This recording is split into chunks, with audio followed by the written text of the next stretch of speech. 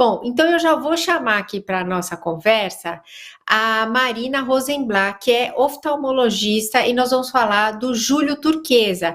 Marina, bem-vinda ao almoço do My News. Obrigada, Miriam. É um prazer muito grande estar com vocês aqui hoje falando desse tema tão relevante no meio oftalmológico. Marina, eu comentei com o pessoal das imagens do Lula chorando no show. Eu vou pedir para a Paty mostrar aí para a gente ver. Ele estava numa apresentação da Maria Rita na posse da nova diretoria do Sindicato dos Metalúrgicos do ABC em São Bernardo do Campo. E isso aí foi no domingo. E aí, eles viram um vídeo da apresentação de como nossos pais, a primeira-dama Janja, escreveu nos perfis, nas redes sociais dela, né, dizendo que, nossa, é impossível não se emocionar, tal. E no final do show, Lula e a Maria Rita se abraçam, se beijam, tal. É a canção do Belchior, né, e é realmente uma canção para muita emoção. E quando eu vi as lágrimas do Lula, eu pensei, bom, ele não está com problema da síndrome do olho seco. Posso ficar tranquila, Marina? A resposta é não. Mesmo pessoas que choram normalmente, né, em momentos mais emotivos, quando a pessoa tem uma questão pontual na vida dela, isso não quer dizer que ela não sofra da síndrome do olho seco, porque no dia a dia a gente não tem o choro, né, como uma rotina. Então a pessoa pode produzir normalmente a lágrima em momentos pontuais, mas a longo prazo não ter uma boa quantidade de lágrima ou qualidade da lágrima. Ambos os aspectos são relevantes para que a pessoa tenha um conforto ocular e uma boa visão no dia a dia. Agora, isso tem a ver com o clima? Quer dizer, se está tudo muito seco, a pessoa contrai ou tem um vírus no ar? Como é que funciona a síndrome do olho seco? Perfeito. Então, a gente estava falando do Júlio Turquesa, e não é por acaso.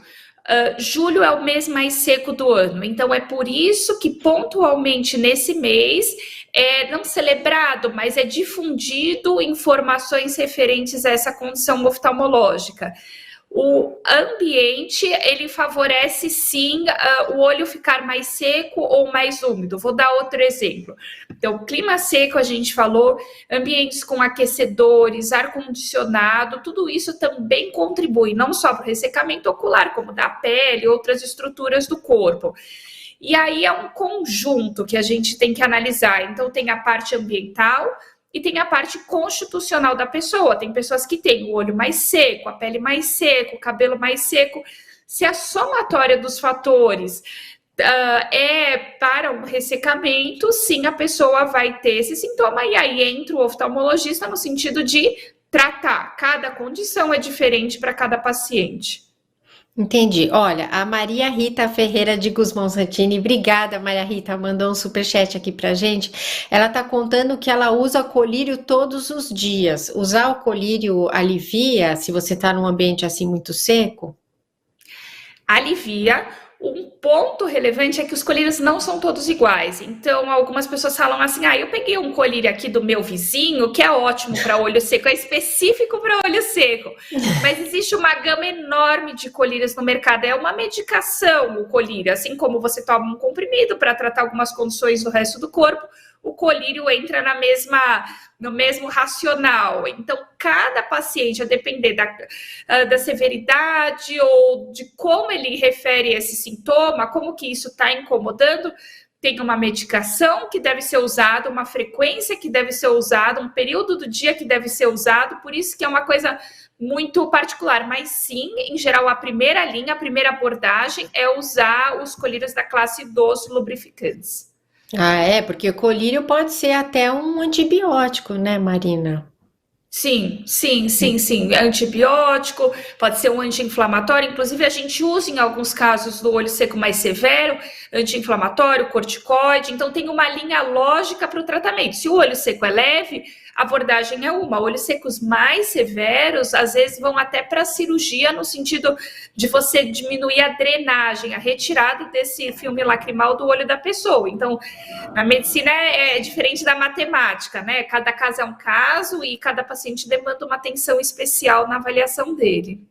Olha, temos muitas dúvidas aqui, eu tô adorando. O Luiz Bem, Luiz, obrigada. O Luiz, eu sei que ele é museólogo, né? E ele fala aqui: trabalho em arquivo com documentos de até 100 anos. Como fazer para evitar problemas? A atividade que o Luiz exerce é uma atividade que não só o olho seco pode entrar na jogada, mas também às vezes uma irritação ocular, porque a depender de como os arquivos que o Luiz manipula no dia a dia foram preservados, pode ter poeira, pode ter outras situações. E se o Luiz for alérgico, aí é uma combinação perfeita, porque daí eu fico com o nariz escorrendo, olho vermelho, então assim, é uma somatória para ter sintomas oculares, e aí a saída tem que ver, tem que conversar melhor, pegar mais informações do caso do Luiz. Será que se ele trabalhasse com aqueles óculos de natação ia facilitar alguma coisa, Marina? Eu acho que ia, não sei se assim, no meio dele ia ser muito bem aceito, né? Talvez ele assim, tivesse alguns problemas pessoais com os colegas de trabalho, mas assim, é uma saída. Acho que talvez não a mais prática. Eu acho que a gente tem umas soluções melhores para o Luiz.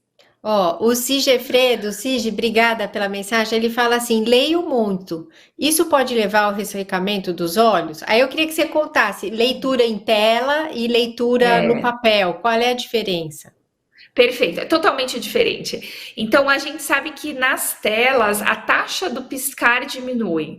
Embora a leitura no papel também possa levar a um ressecamento ocular, quando a pessoa fica horas e horas fazendo aquela atividade, é totalmente diferente dos sintomas que uma pessoa que está nas telas sente. Então, a tolerância à leitura, o tempo que a pessoa consegue permanecer fazendo aquela atividade, isso não só para adulto, para criança também, porque às vezes a criança fala assim, está desconfortável, eu sinto uma sensação de areia, que muitas vezes é um dos sintomas principais do olho seco. Então, a gente tende sempre, a quando possível, trazer para uma leitura física, de papel. Eu sei que assim, hoje em dia tudo é no computador, então se a gente pode, por exemplo, tirar as atividades de lazer, todas essas coisas que são mais opcionais das telas e transferir para um livro, uma coisa física, é melhor em termos de olho seco. Então, os sintomas são ardência, o olho irritado. Que mais? Tem alguma outra coisa que a pessoa sente dificuldade para enxergar, Marina? Múltiplo, sim. Às vezes o paciente vem no consultório e fala assim, doutora, é certeza, eu preciso de óculos, eu não estou enxergando. E a minha visão oscila. Tem momentos do dia que é pior, momentos que é melhor. Muitas vezes pode ser olho seco, então às vezes a pessoa está naquele momento, no ar-condicionado, está há horas já fazendo aquela atividade, o filme lacrimal dela ele já está mais fino, uma qualidade pior, e aí prejudica a qualidade de visão. Então a abordagem não é óculos, a abordagem é outra. Por isso que a consulta oftalmológica é tão relevante. Olho vermelho, essa tal da sensação de areia que a gente sente, às vezes a dificuldade de até mesmo de abrir o olho, a depender nos casos mais severos, que o olho está tão ressecado que a pessoa não consegue manter o olho adequadamente aberto. E entram outras variáveis também, no sentido de a pessoa usa lente de contato, qual a idade dessa pessoa, e por que eu falo isso? Lente de contato favorece também o ressecamento ocular. Pessoas numa idade mais avançada, principalmente mulheres, por uma questão hormonal, tendem a referir mais esse sintoma de olho seco. Então, é uma coisa múltipla, é um quebra-cabeça que você vai tendo que jogar com as peças no sentido de dar conforto para esse paciente no dia a dia dele. Agora, eu vejo que às vezes as pessoas de idade, elas lacrimejam mais. Lacrimejar mais pode ser um sintoma da síndrome do olho seco? Por mais paradoxal que pareça, sim. Porque a pessoa fala assim, como que meu olho tá seco e eu lacrimejo tanto? Não faz sentido. A gente tem que entender a cronologia da coisa. Então, às vezes, o olho tá seco inicialmente e, como um reflexo, a pessoa começa a lacrimejar. Na idade mais avançada, a gente nota, às vezes, esse lacrimejamento exacerbado por uma questão palpebral, da anatomia da pálpebra, que às vezes ela não consegue manter o filme lacrimal na superfície ocular, então fica lacrimejando como um reflexo. Mas, sim, existe essa questão associada do lacrimejamento e do olho seco, que não obrigatoriamente, como voltando para o começo, não obrigatoriamente o Lula não tem olho seco só devido ao fato dele ter chorado nesse episódio pontual. Muito bom. Enfim, então a gente já sabe o que causa, né? E aí como é que trata isso? Só colírio? Colírio costuma ser a primeira abordagem, e é aquela coisa que a gente falou, nem todo é igual, nem todo colírio se usa com a mesma frequência e no mesmo horário do dia. Então, isso demanda uma abordagem muito personalizada. Aí é necessário também fazer uma investigação dessa pessoa em si, como que é a atividade, o quanto que a gente consegue tirar ela das telas, esse paciente em questão, o uso de lente de contato, fazer um uso racional. Em geral, lente de contato com telas é uma associação que não é muito bem vista pelos oftalmologistas.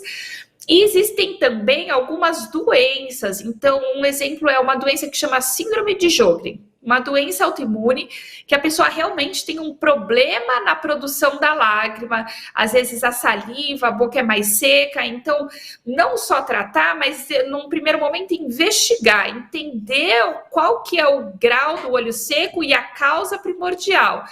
Sabendo a causa, você consegue abordar melhor essa condição que o paciente vem referindo. Agora, Marina, a gente já teve até uma discussão no nosso Clube do Livro, aproveitando para lembrar que hoje à noite tem Clube do Livro, que é qual seria o melhor equipamento para leitura. E o Anielo está lembrando aqui no nosso chat que quando ele lê no Kindle, ele sente mais conforto. O Kindle tem uma diferença na tela, não tem, Marina? Tem uma questão do brilho, né? Que eles fazem de um modo que seja mais similar ao livro impresso. Mas é uma tela. Então é aquela coisa, a gente vai tentando, né? Melhor o Kindle do que o celular, por exemplo, que às vezes também a letra é muito pequenininha, a pessoa não tem uma leitura confortável. Mas o impresso, em linhas gerais, assim, no sentido puramente oftalmológico, tende a dar menos sintomatologia. Mas mesmo o impresso, se você ficar horas e horas, um livro interessante, você está no final, querendo saber o que aconteceu para acabar o livro, você pode também sentir sintomas de olho seco. Então, é uma coisa muito pessoal, né? Essa sintomatologia. Não existe uma regra que guie, no sentido de faça isso, faça aquilo, e você não vai mais sentir. Mesmo, como eu disse, momentos do ano, períodos da vida, momentos, né, que você está vivenciando, e às vezes o tratamento muda e as condutas mudam a depender do momento.